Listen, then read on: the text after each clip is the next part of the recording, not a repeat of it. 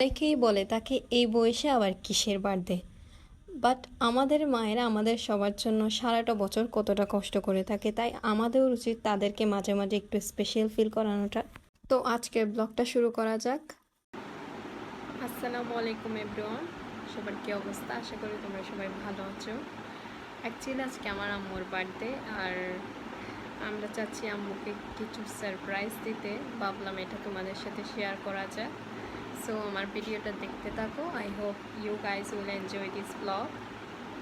আজকে আম্মুকে সারপ্রাইজ দেওয়ার জন্য আমরা ভাবলাম বাসায় কেক মেক করি। প্রতি বছর তো বাইরে থেকে অর্ডার করা হয়, বাট এইবার ডিসাইড করি বাসায় মেক করা হোক। তাই আম্মু ডক্টরের কাছে গেলে এই সুযোগে আমরা কেকের জন্য যা যা ইনগ্রিডিয়েন্টস লাগে সব কিনে নিয়ে আসলাম।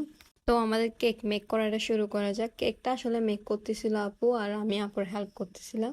ময়দা, বেকিং পাউডার, কর্নফ্লাওয়ার, সোডা, লবণ সব কিছু ফার্স্টে মিক্স করে নিতে হবে। এটা নাকি অবশ্যই মাথায় রাখতে হবে যাতে ময়দা বেশি অ্যাড করা না যায়, না হলে কেকটা সফট হবে না। দেন আপু 4টা ডিম ভেঙে নিচ্ছিল। যেহেতু আজকেরটা 2 পাউন্ডের একটা কেক হবে, তাই 4টা ডিম নিতে হবে। 1 পাউন্ডের হলে 2টা নিলেও হতো। দেন ডিমের সাথে প্রয়োজন মতো চিনি অ্যাড করে বিটার মেশিন দিয়ে একটু সুন্দর করে বিট করে নিতে হবে। একদম ভালোভাবে বিট করে নিতে হবে যাতে কোনো দানা দানা না থাকে। অনেক বেশি ফোম হয় এরকম করেই বিট করে নিতে হয়। দেন আপু আগের মিক্স করা সব ইনগ্রিডিয়েন্টস এখানের সাথে মিক্স করতেছিল, একটু একটু করে মিক্স করতেছিল আপু। এইভাবে করলে নাকি কেকটা বেশি সফট হয়, এই কারণে। আপু ভ্যানিলা এসেন্স দিতে ভুলে গিয়েছিল, তাই এটা পরে দিল, কোনো সমস্যা নেই। ব্যাস এতটুকুই। এখন আমাদের কেকটা বেকিংয়ের জন্য দিয়ে দিব। একটা বেক হতে অবশ্যই মিনিমাম 25 থেকে 30 মিনিট সময় লাগবে। এর মধ্যে আমরা ক্রিমটা বিট করে নিই ভালোভাবে। ঠিক 30 মিনিট পর পর আমাদের কেকটাও বেক হয়ে গেল। অনেক সুন্দরভাবে বেক হয়েছে, তোমরা দেখতেই পারছো। ঠিক আমাদের ক্রিমটাও রেডি। এবার কেক ডেকোরেশনের পালা। ক্রিমটা কতটা ফ্লাফি হয়েছে দেখতেছো তোমরা। এবার কেক ডেকোরেশনের জন্য আপু কেকটাকে 3টা লেয়ারে ভাগ করে নেয়। এইবার পরপর প্রতিটা লেয়ারে সিরাপ ব্রাশ করে নিয়ে দেন ক্রিমগুলো সুন্দরভাবে ব্যালেন্স করতে হবে। সবাই বলে কেক বেকিংয়ের চেয়ে কেক ডেকোরেশনের কাজটা আরও বেশি কঠিন।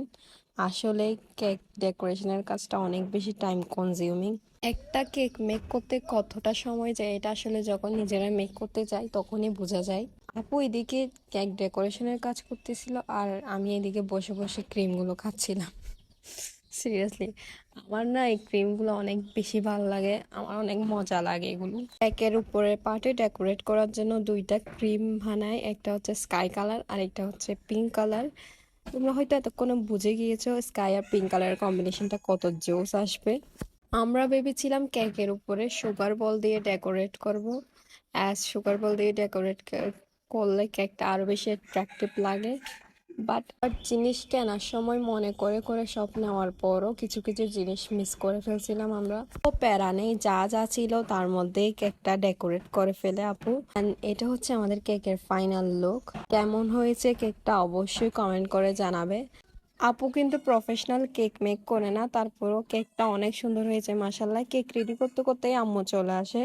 আম্মু দেখে ফেলে আমরা আম্মুর জন্য কেক রেডি করতেছিলাম, তাই আম্মুকে বললাম 12টা বাজলেই তুমি আসবা এই রুমে, এর আগে আসবা না।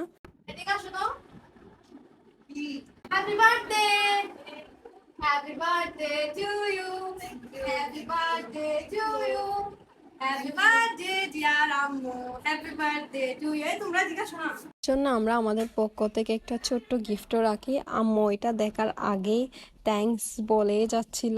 ফাইনালি আম্মু গিফটটা আনবক্সিং করে, আর আম্মুর কাছে গিফটটা অনেক বেশি ভালো লেগেছে। আম্মু এক্সপেকটেশনের চেয়েও বেশি খুশি হয়েছে। সেই ঈদের সালামি সেভ করে রাখি যাতে আম্মুকে এরকম কিছু গিফট করতে পারি। কিন্তু আম্মু আমাদের জন্য রিটার্ন গিফটও রাখে 3টা কিটক্যাট। তো আজকের ব্লগটা এতটুকুই। আশা করি তোমাদের সবার ভালো লেগেছে। থ্যাংক ইউ সো মাচ ভিডিওটা দেখার জন্য। আল্লাহ হাফিজ।